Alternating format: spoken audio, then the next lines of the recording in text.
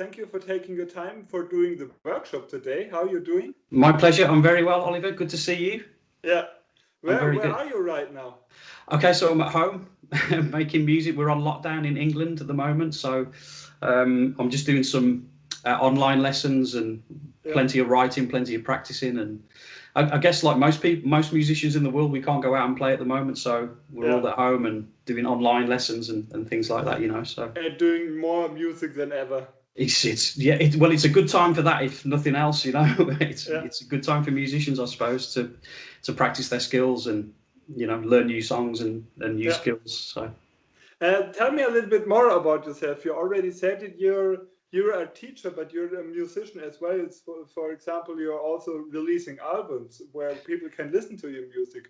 Yeah, absolutely. So I started playing when I was a very little boy.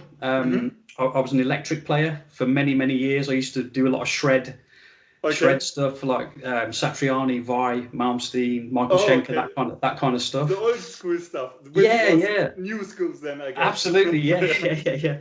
So then I played in a lot of bands at the time, and then I saw Tommy Emmanuel playing guitar in my local town. That was probably in about 2000, 2001. Yeah. And then I really was amazed by what he could do. So I thought I'd take up playing fingerstyle guitar. And then I was very fortunate to get a record deal in England, and they've released 3 albums for me. Okay. The record company called Revolver Records, and they're based in my home city of Wolverhampton in the UK. So I've been a professional musician for about 6 years now. So I play concerts in England. And I teach. I've got a teaching business, so I've got a student. I work from a place called the Cellar Rooms in Wolverhampton, in my city, where I teach. So just a combination of lots of different musical things now make a living for me. So it's quite hard sometimes financially, but it's an enjoy. I love playing, so it's a great way to make a job. Yeah, but also thanks to the internet right now in these days, we've got the possibility to communicate with each other. We are communicating right now, and as you said, you're also doing internet lessons. So when somebody's interested, how has he the possibility to contact you? Just via mail, Facebook? I've got a website which is petekent.co.uk, or you can find me on all of the social media platforms. I'm on Instagram. If you just search at Pete Kent Music on Facebook or Instagram, any of those things, you can find me, message me, and I'm available whenever. Okay, nice. You said you've been more a shredder before, and I've seen also recently the video where you're doing the Paganini stuff from Crossroads. I really liked it. And what was it like when you started from shredding, getting used to when you were used to the electric guitar, and then you switched to the acoustic guitar? What was it like for you? It was very difficult, a very slow process. I was very good with the plectrum in terms of my acoustic playing. I could do all that stuff, but to learn to pick properly, finger pick, I needed to get my thumb to work independently from my fingers. So I did a lot of exercises and different training things to get to, you know, to work on different techniques for fingerstyle. So it was quite a long process to get quite good. You know, so for months on end I would just practice just getting my thumb going, just stuff like that. Although it sounds really, really simple, at the time it was really difficult because I was just used to holding a pick. When it comes to tapping and things, that was okay because I did a lot of tapping from my shredding days and a lot of the kind of Eddie Van Halen stuff, and you know, so that wasn't too difficult. But you know, so it's quite a long process to make a change, really. Yeah, it's like for me, I'm also starting doing fingerstyle. I like it because I also really liked. I'm mostly playing. You can see it in the back. I'm also very much into electric guitar, but I think what I often really like is that, of course, you can do it on an electric guitar as well, but like fingerstyle for me is like playing more instruments on one instrument. As you said, you're using the thumb. Multitasking in a different way. It's like multitasking. It is. And where did you get all the ideas from?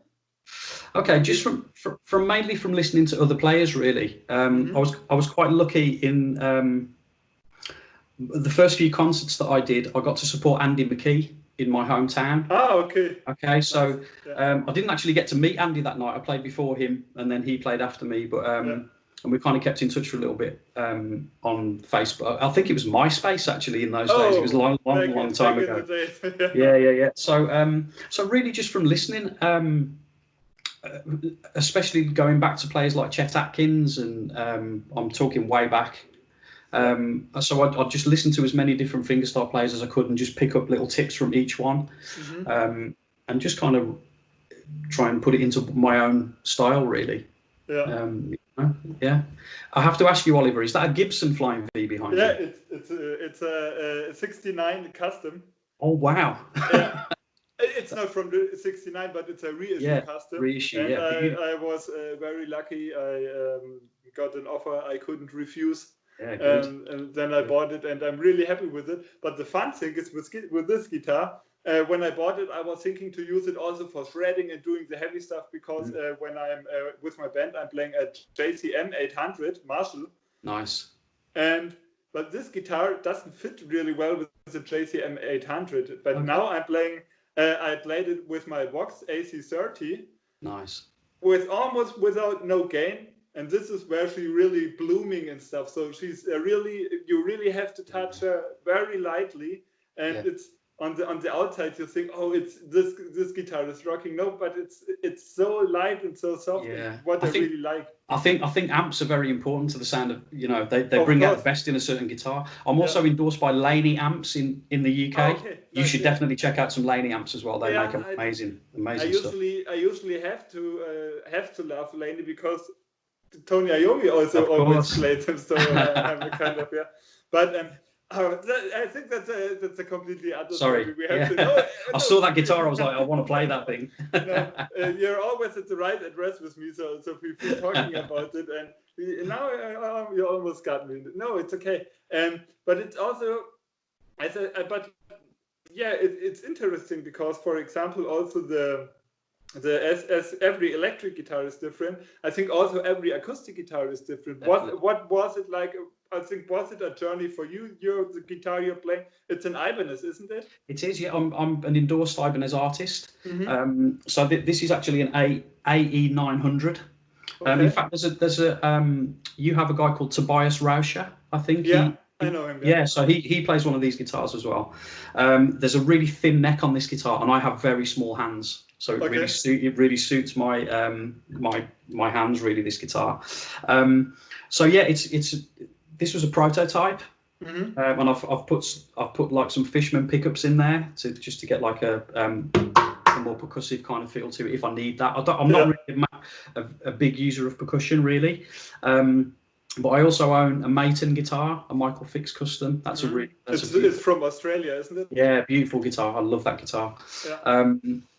So I have a few Ibanez acoustics, and I have a Michael Fix Maton, and also a mini Maton, a smaller Maton guitar. And then I have two electrics. I have a Gem, a Steve Vai Gem, which was one of the original ones. It was like a 1989. It's a 7-string? No, it's a 6-string.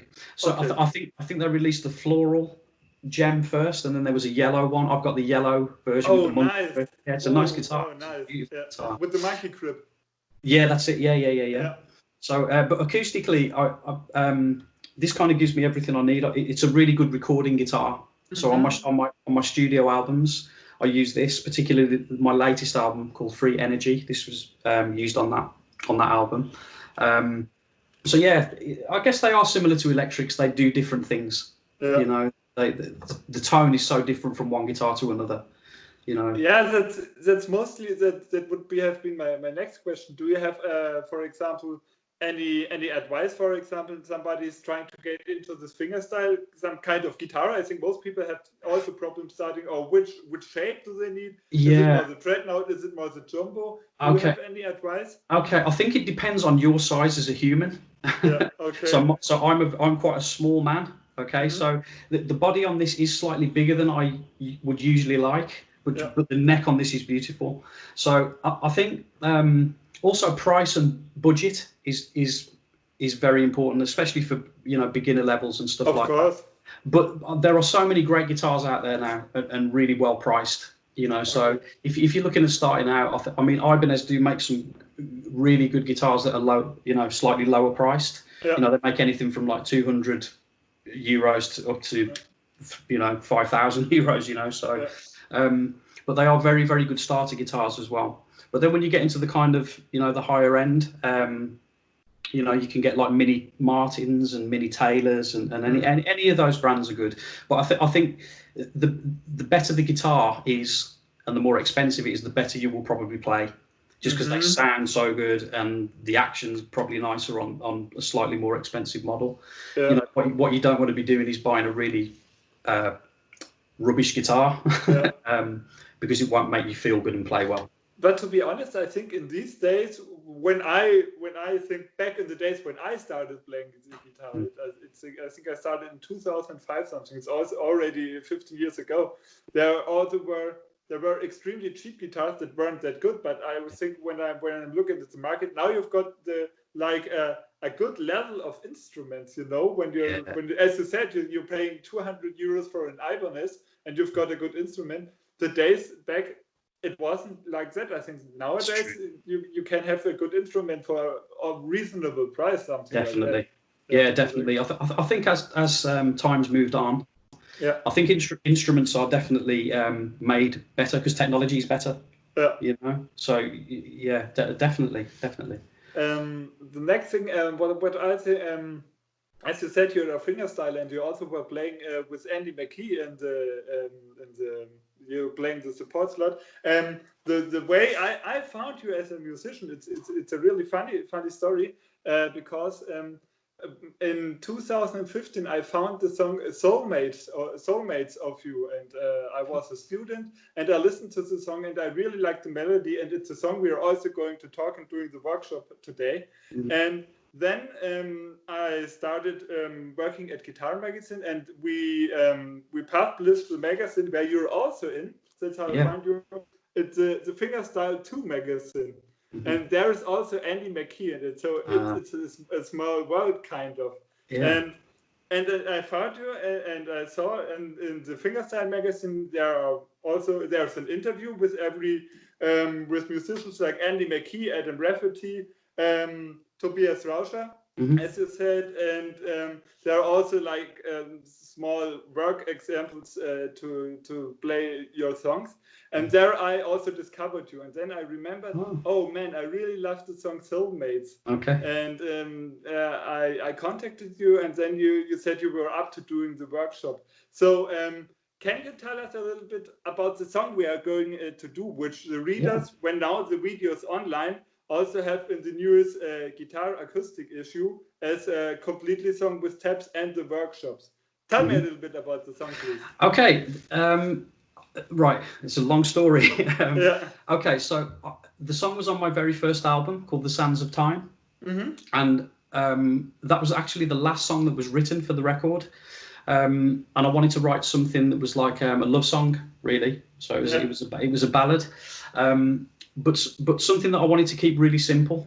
And I wanted the melody to really stand out, but to just be a really simple song to listen to. So I almost wrote it as like a vocal song. So it has a structure to it. It has an intro, a verse, a pre-chorus, and a chorus, and then the same again, and then an outro. So I tried to approach it as a songwriter rather than a guitarist. No showing off. No. I mean, there are some technical bits in it, you know, but for me personally, it's quite a simple song. But it wasn't a technical piece. It was just a piece of music rather than. Does that make sense? Yeah. So cool. So it was written for my partner, my girlfriend. So I wrote it for her basically. It was her favourite song, and it's actually been very well received in England. I have people contact me to say they've used it at like weddings and even funerals, which is quite sad. But so obviously it's a song that means something to. It accompanies the people in the way they're living, kind of. Yeah. So I just wanted to just write a ballad, a love song, really. So it's my version of a love song, I guess. Okay. Yeah. And what key is it? It's in. Okay, so do you want me to play a little bit of it, Oliver, and talk you through a couple of bits? Or to imagine it a little bit. Okay, so when I was first coming up with the song, I just wanted to play something diatonic, just something really simple, just in the major scale. So it starts in the key of B.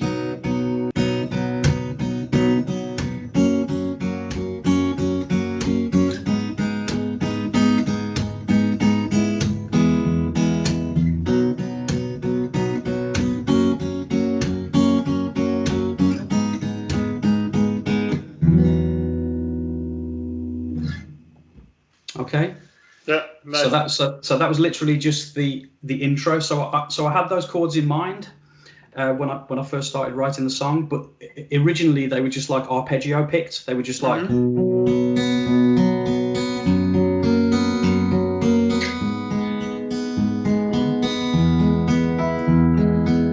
So originally it was just that. Really beautiful.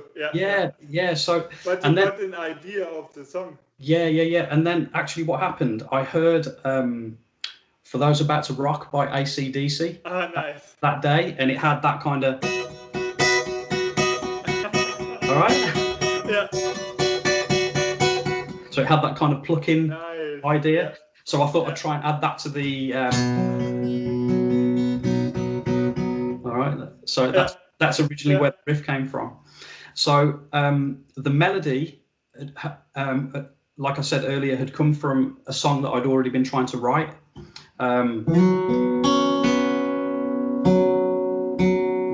Which is really simple. Yeah.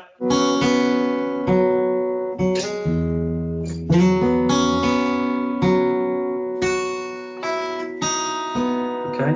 So then I thought, well, if I can put that melody into the chords, I'll get this basically.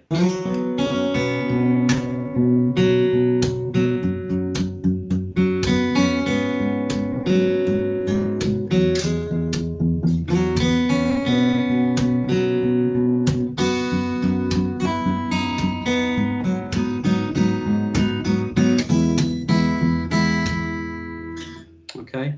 Yeah. And also on top of that, I thought I'd add this percussive beat. Yeah. So already there are three things happening there. So although I said it wasn't really that technical, it is fairly technical really, because there are three parts to play at the same time. Yeah. Okay. But the whole percussive thing, Oliver. Yeah, I will get my guitar, because also what I wanted to ask you, because as we said, we are doing this kind of the idea was to do this kind of a lesson as a workshop, because for example, as I said, I'm not too much into fingerstyle, and for me for example, playing the chords wasn't that hard. It was a B, it was a F sharp, and all the other chords. That wasn't so tricky, but for example, the way to emphasize and the way to play it with the right hand, that's what I think is really, that's what I still have to learn quite a lot. For example, when I played,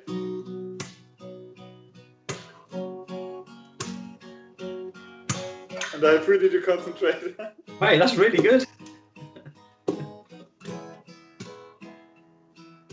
As for example, my first problem was to play and also to do the percussion emphasize, but in the same way playing again. You know what I mean? To keep the rhythm. But you said it. You were practicing it over and over again. Of playing, or do you have any advices like? Absolutely. A few tips that you could do there, Oliver. Actually, when I'm playing the chord, when I'm grabbing everything, and when I hit, I'm slapping and grabbing at the same time, which is quite a difficult technique and one that you need to practice on. So, so that where that beat is, it's a grab and a slap. So I'm almost hitting the string. I'm plucking with my 3 fingers and hitting with my thumb.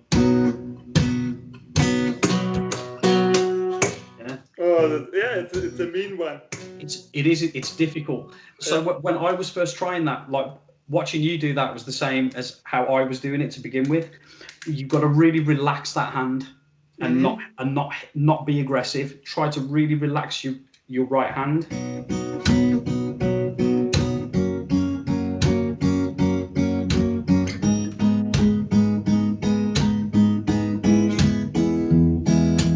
One other way of practicing it, Oliver, is to actually do it without the chord, and just do it with the bass. Okay.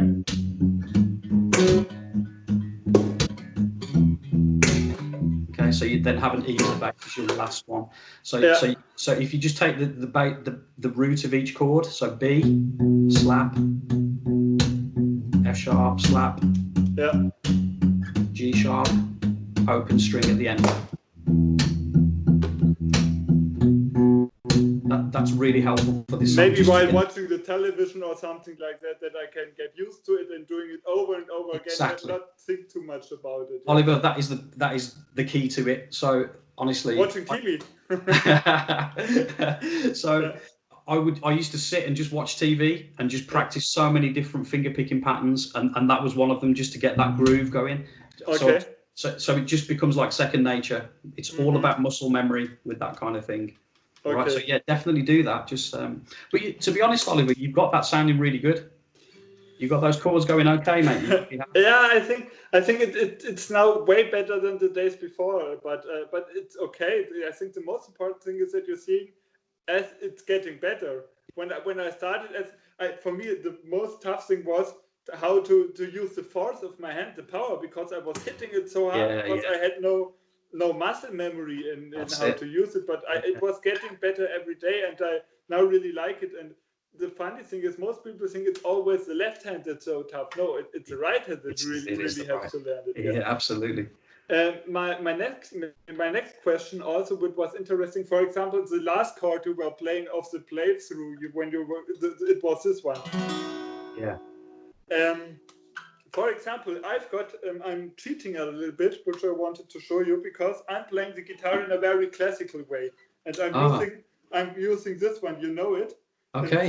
So I can get it like this. But for example, most people are playing like this, or they're relaxed, or the way like you got it right now. Yeah. But do you have any advice? For example, when I'm playing this chord, I'm always breaking my hand when I'm doing this. Okay, it's a difficult shape. One thing I would suggest is your left elbow to really tuck it into your side there. Okay. So my shoulder drops and my elbow comes in. Yeah. Okay. Okay, like this. Okay, this is a little bit. It will definitely help. Okay. Do you usually play in this classical position, or do you? No. Is it like you're the old school one? It depends what I'm playing. Sometimes I will take the classical position actually, but for this song, I tend to keep it straight. Yeah. But yeah, it is a difficult chord. But like I said, Oliver, I have very, very small hands. I have really, really small hands. Okay. So my pinky, I've worked really hard to develop that strength, just through like normal exercises, really. Yeah. Okay, all that kind of stuff will really help that little finger to stretch. Okay. Yeah. But tuck that elbow in, dude. And Okay. Right. It's all about the elbow. It is definitely, definitely. Okay, and so I think with the intro, the most important thing, as I said, it's the way you're playing the thumb, the way you're emphasizing it. And you already taught us, gave us some advices how to practice it. Is there anything special in this? Anything more special in this intro, or do you want to continue to the verse? Yeah, we could just continue to the verse, I think, Oliver. Okay. So again, like I said earlier about practicing just the bass. Okay. In the verses, that's actually all it does. So the melody goes straight over, and then the bass comes in there.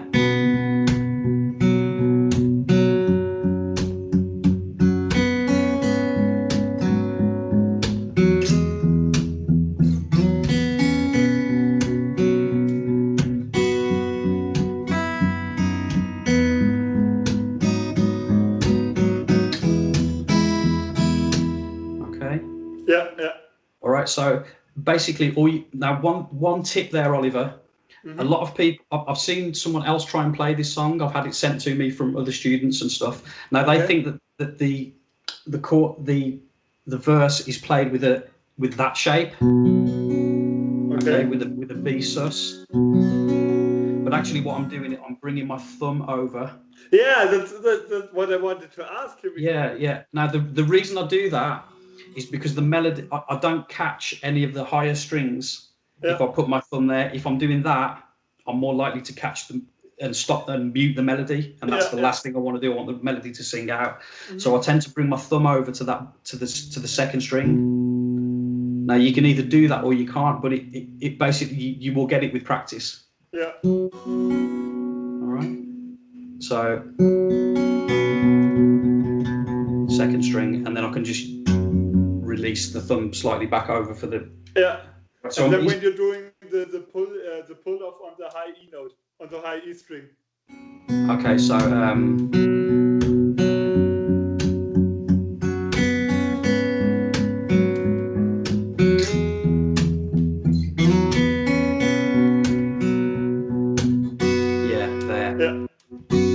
Yeah, and I was always thinking how you do it, because when there are possibilities to play like this, but all you already said, that's what I also noticed.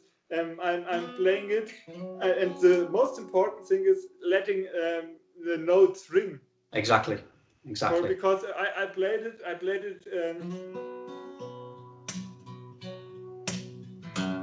Yeah. Okay. It's getting a little bit better right now. That's sounding good. But before I only had the bass notes, because they were always playing, and the notes that had to ring were getting loose all the way.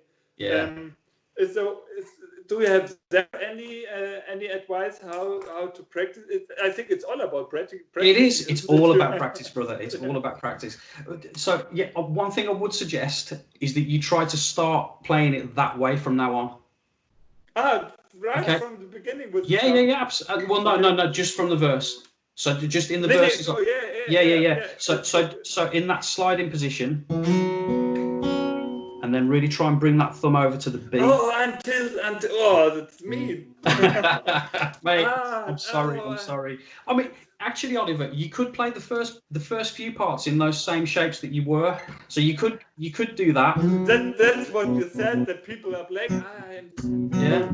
So you could play it that way, and the only time you would need to change it is at the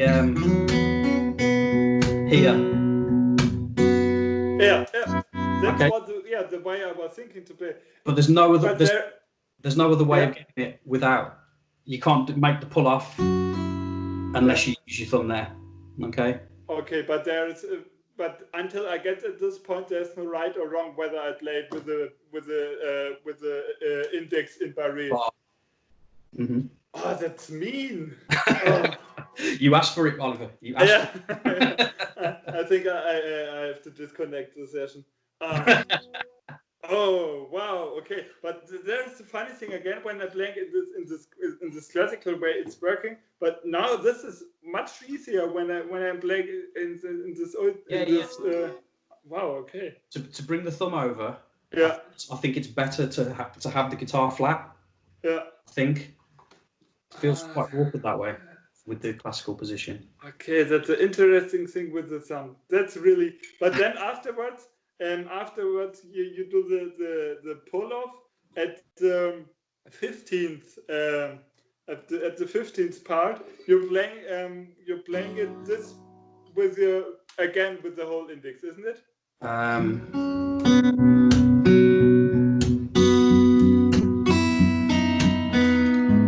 Also with the thumb. Yeah, I'll bring the thumb. Yeah.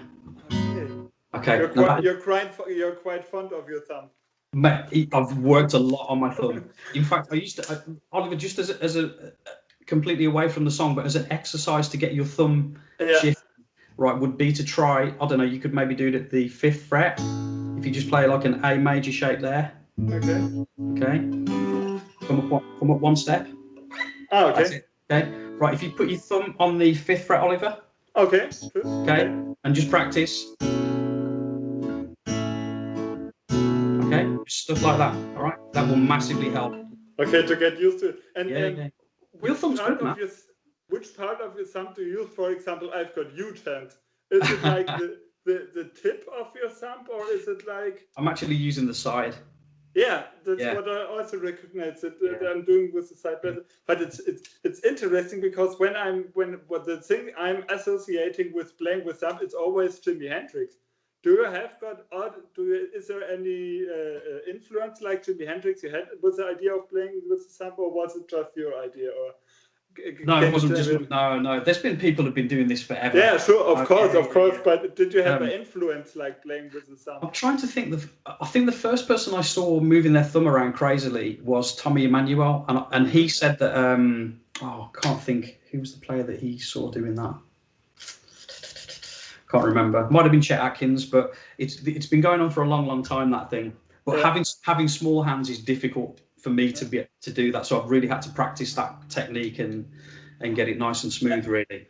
And the advantage of using the thumb is that I can play the bass line and still doing all the melody stuff. Absolutely, why you're doing it, okay. And also, I mean, this song doesn't really feature that much of a moving bass. But for instance, a lot of the jazz players will do that. They'll move the bass around. Oh wow! All that kind of stuff.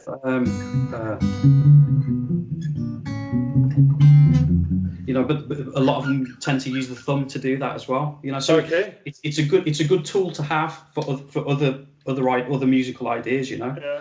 So yeah. Yeah, because I think nowadays, for example, when I remember back, I had some lessons at music school. Don't you ever use the thumb? And you know some histories like that. When people tell it. I don't understand it. They'll tell you to put your thumb on the back of the guitar and keep it. Yeah. Well, what's it there for? It should be, especially for someone with small hands like me, it's become a really essential part of my playing to bring that thumb over. In fact, I rarely play my major chords like that now.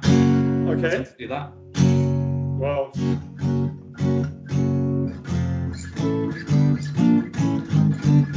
It just feels really natural to me now because I've used it so much. Okay, when people are going to ask me why I use the thumb and where I got it from, I would say from Pete Kent. Yeah, thank you. Send them in my direction, I'll explain. Okay, wow, nice. Again, what learned, how people say in Germany.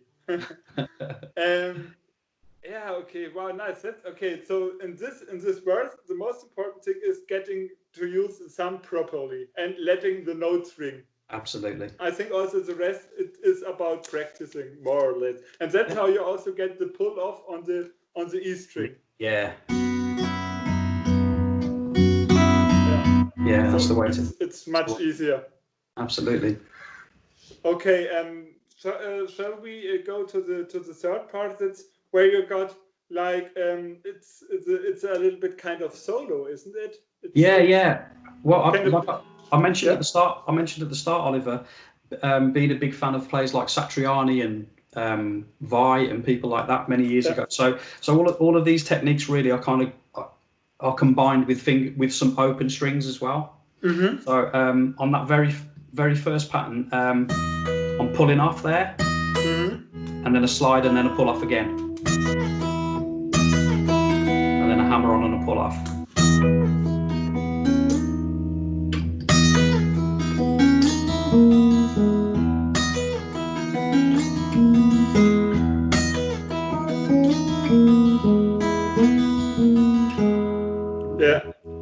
So I think the problems I saw for me is I didn't know how to use which fingers of the right hand. I think on the left hand, if it would be with a pick, it would be more or less clear how to play. Well, again, it's the kind of reverse in this measure, Oliver. The bass needs to ring out. Okay, so that E in the bass, I play on the first note. And it should ring out through the whole section. Okay, so therefore I'm using thumb on the bass and just first finger, and then.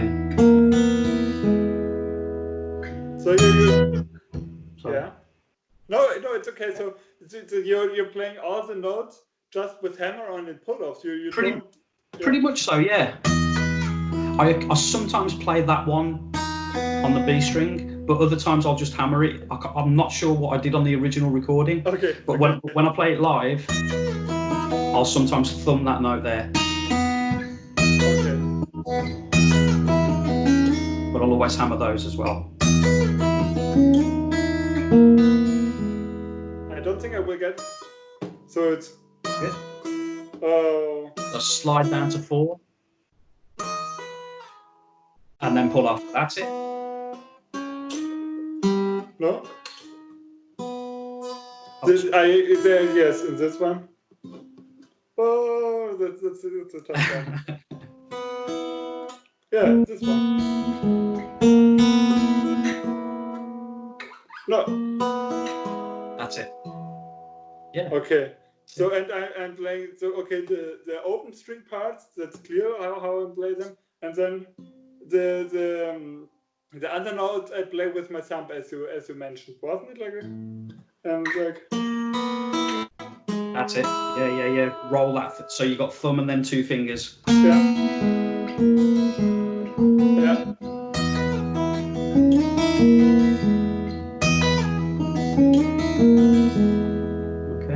Okay. I don't think you'll have much difficulty with that, Oliver, because you're obviously a good electric player. So I think those kind of moves will be okay for you. It's just that it's just the getting the notes to ring into each other and keeping that bass ring over the top. Yeah. Okay.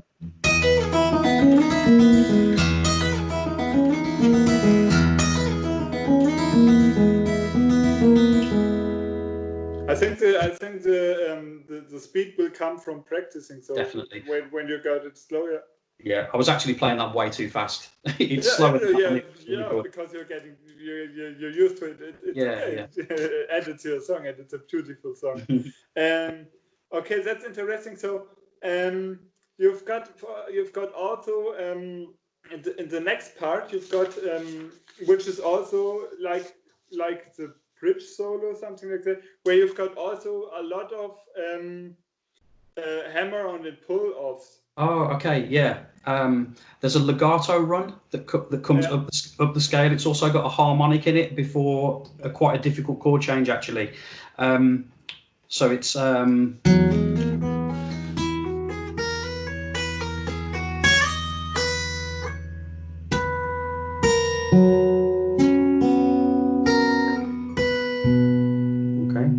quite tough, actually.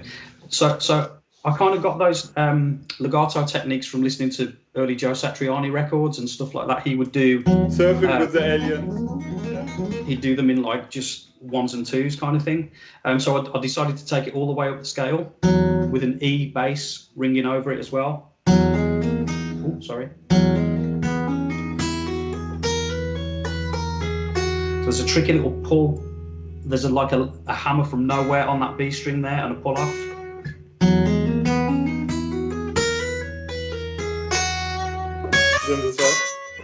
Yeah. Then the harmonic on 12.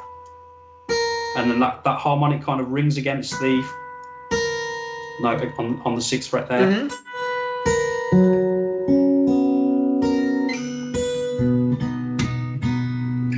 Okay. And then you get back into it. And in the beginning, I tried to play it with slides, but I don't think it's working. Do you? Definitely hammer them. Yeah, definitely hammer them, Oliver. Just literally first finger, second, and pinky. Yeah. Same underneath. That's it. Mate. Yeah. And there also are like practices where you can do the hammer on and pull off stuff. I guess it's just getting down the scale. Oh, mate. Yeah, I think one really good exercise for those patterns are to do them in 2s, maybe. Mm-hmm.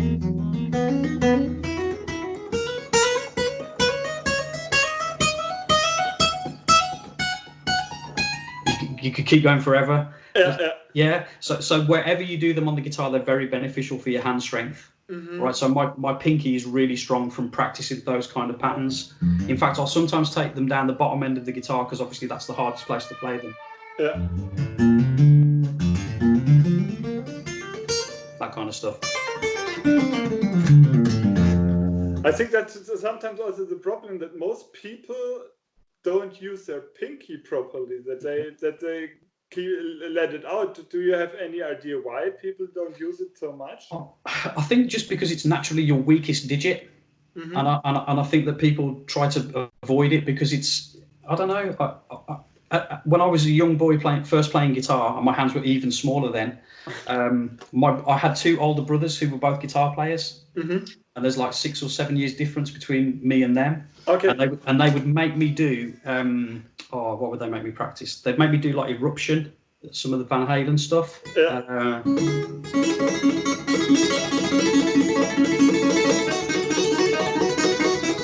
To really build that little finger strength, the pinky strength. Yeah. So you know, just any pull off or tapping technique will help that little finger. Just even.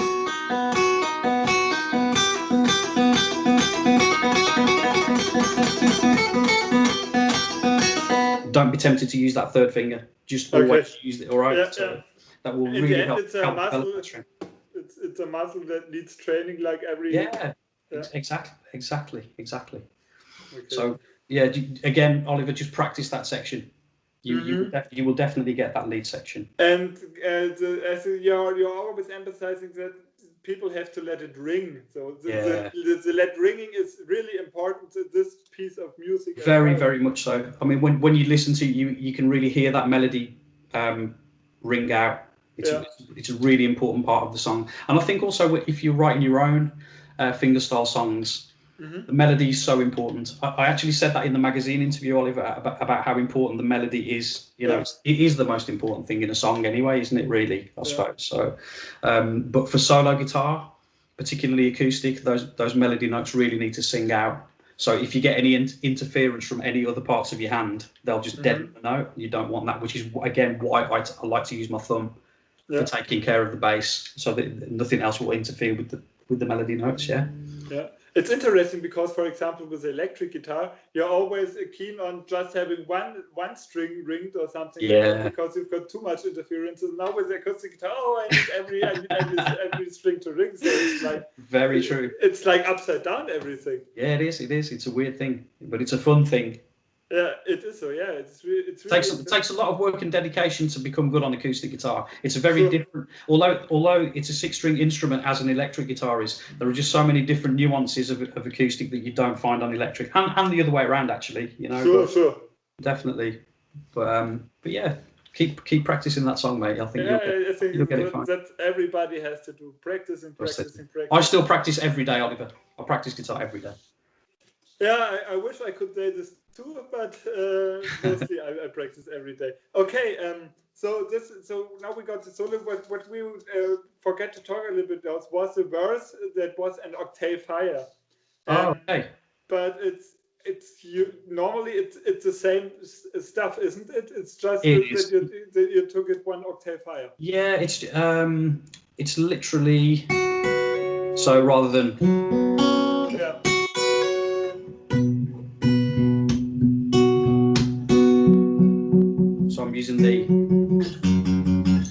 I'm also using an octave higher in the bass there as well.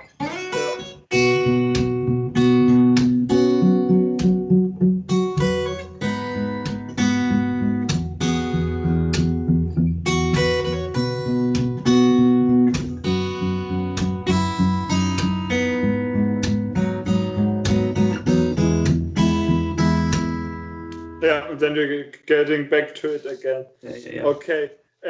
And the outro, it's also classic. You could say it's really classical fingerstyle, isn't it? That you're also letting it ring.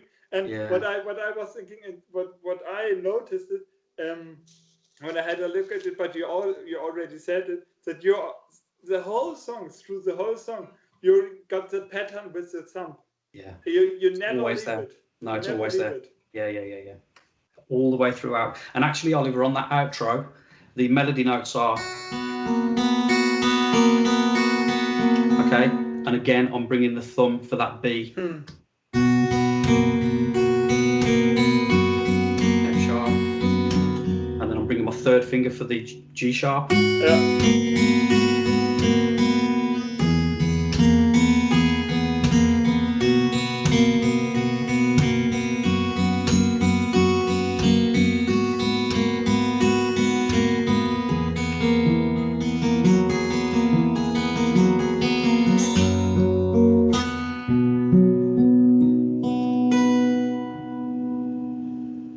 So again, really important to bring that thumb, because you could do that.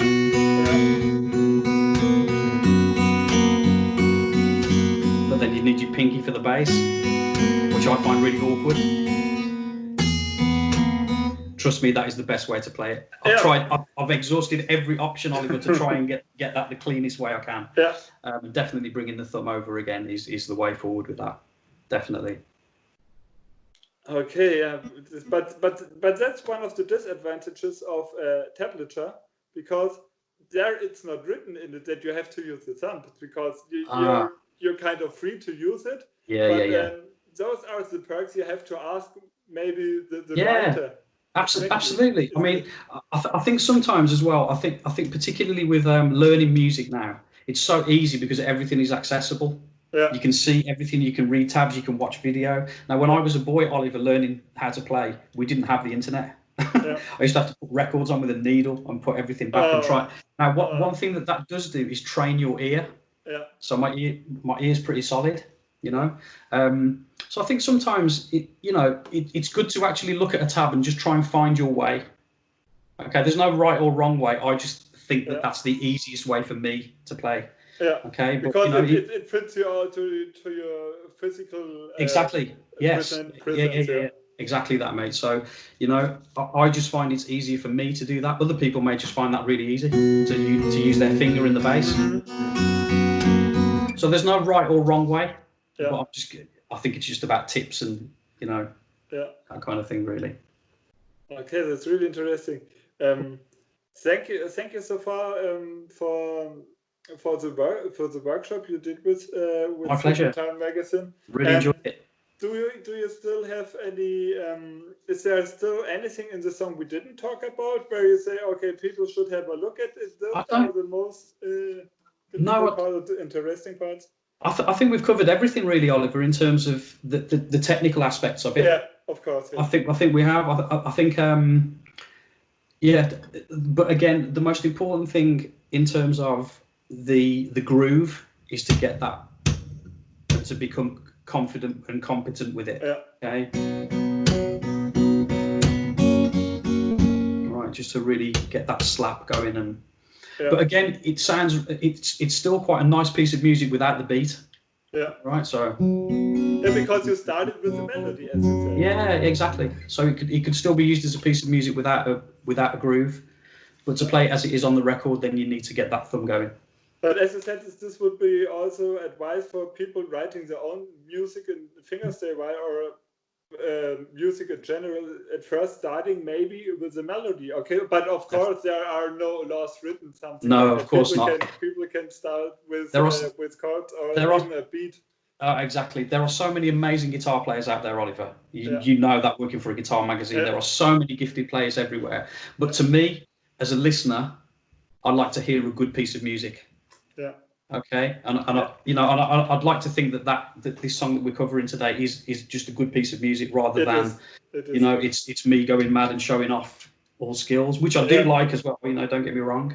But I think ultimately as a musician, you should try and write good pieces of music. I feel that moves people. Definitely.